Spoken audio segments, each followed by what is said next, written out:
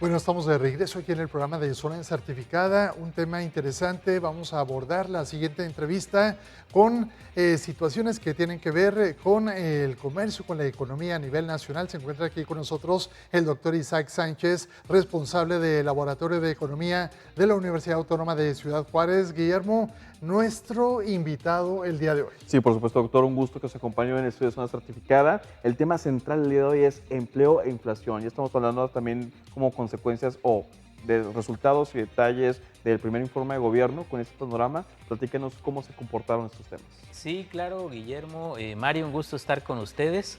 A la audiencia que está viendo el programa, informarles que la economía mexicana está transitando por un periodo difícil, muy lleno de incertidumbre, incluso le llamaría de incertidumbre radical, provocada sobre todo por las decisiones que se toman en los Estados Unidos de América. Claro. Y esto ha impactado la manera en la que crecemos. Necesitamos crecer a por lo menos 4% en promedio anual.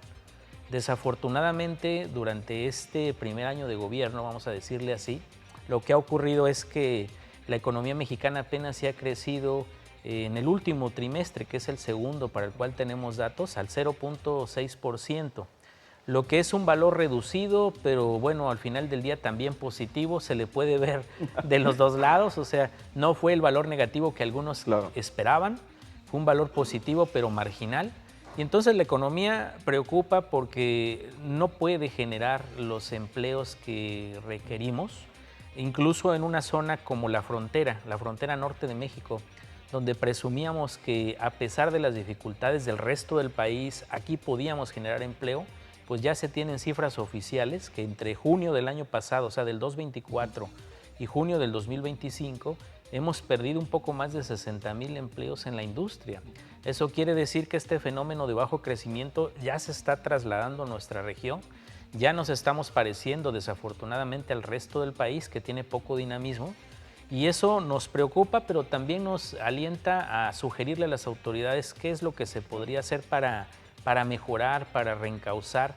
Ellos mismos ya saben, ya han estado aplicando algunas medidas de las que ya hemos comentado en otras oportunidades.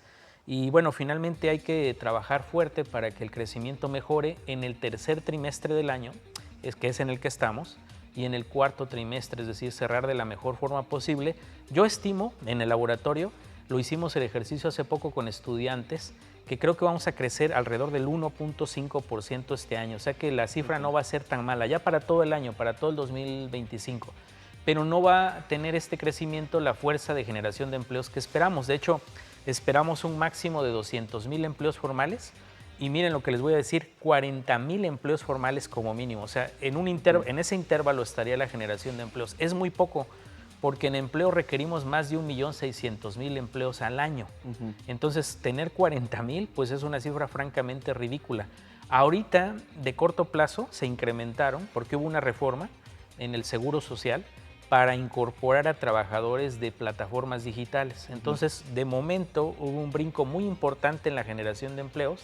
Entonces, con esos nuevos empleos, sí podemos generar más de 1,000,000, pero solo sería este año. Ya el año que viene, como ya estarían descontados la incorporación de plataformas digitales, volveríamos a la inercia de la economía mexicana, es decir, a generar pocos trabajos, desafortunadamente. Al menos es lo que se espera para el 2026. Claro, que esos eran nuevos entre comillas porque ya estaban operando como parte de la economía. Nada Sí, más los estamos contando ahora claro, con otro esquema. los estamos formalizando, porque recuerden que la gente que nos ve seguramente no recibe beneficios formales. Sí está trabajando, no está dentro de la formalidad, sino en la informalidad. Se contabilizan, de acuerdo al gobierno, al INEGI, ya casi más de 50 millones, cerca de los 60 millones de personas trabajando en condiciones de informalidad. Claro. Son muchos. Y entonces eso hace difícil muchas cosas, como por ejemplo recaudar. Si no tienes gente en la formalidad, no puedes recaudar. Y si no puedes recaudar, no puedes gastar. Entonces todos los programas de gobierno no van a tener la fuerza que esperas. Por supuesto. Sí, desde luego. Y es que es justamente lo que se ve a corto y a mediano plazo para México, ¿no? Que digamos que la inversión que va a ser muy poca por parte del gobierno, además viene de gastar mucho en el sexenio anterior, pero se espera de que haya pues la inversión privada, que es lo importante, ya sea nacional o extranjera, pero también se requiere que haya certeza para que haya apertura para esas inversiones.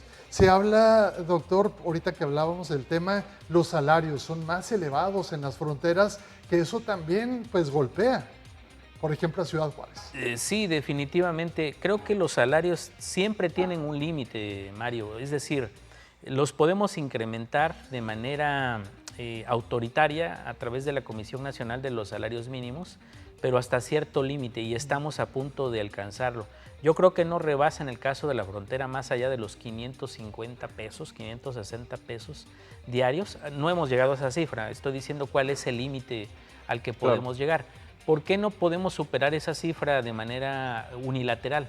Porque muchas empresas tienen que enfrentar otras restricciones para operar, como cuáles: el pago de contribuciones a la seguridad social, el pago de contribuciones a gobiernos municipales o servicios públicos municipales y en general otro tipo de costos a los que las empresas se enfrentan. Entonces, les resulta complejo cumplir con una normatividad salarial que se impone de forma unilateral. Y si a eso le agregas que también te van a pedir aumento de vacaciones, de prestaciones, reducción de la jornada laboral, que es lo que se viene en camino, todavía no es un hecho, claro, pues lo que va a ocurrir es que las presiona más y algunas pueden sortearlo, es decir, las empresas grandes con facilidad lo pueden hacer porque sabemos que tienen ganancias súper millonarias y pueden cubrir sin mayor problema. Pero como la mayoría son pequeñas y medianas y otras, la más grande todavía son micro, pues estas no te pueden cumplir esta normatividad. Claro. Y entonces tienen que promover, sin quererlo, pues estos esquemas de informalidad laboral, ¿verdad? Porque no pueden cubrir con tantas presiones en términos de costos para ellas. Así que se tiene que revisar muy bien esta política porque ya está alcanzando los límites. Es cierto que ha mejorado, eso sí quiero reconocerlo. La política salarial ha permitido mejorar en términos, por ejemplo, de la cantidad de personas en situación de pobreza. Se presentaron las cifras hace poco y una razón tiene que ver con los ingresos producto del trabajo. O sea, quiere decir que la política salarial ha funcionado.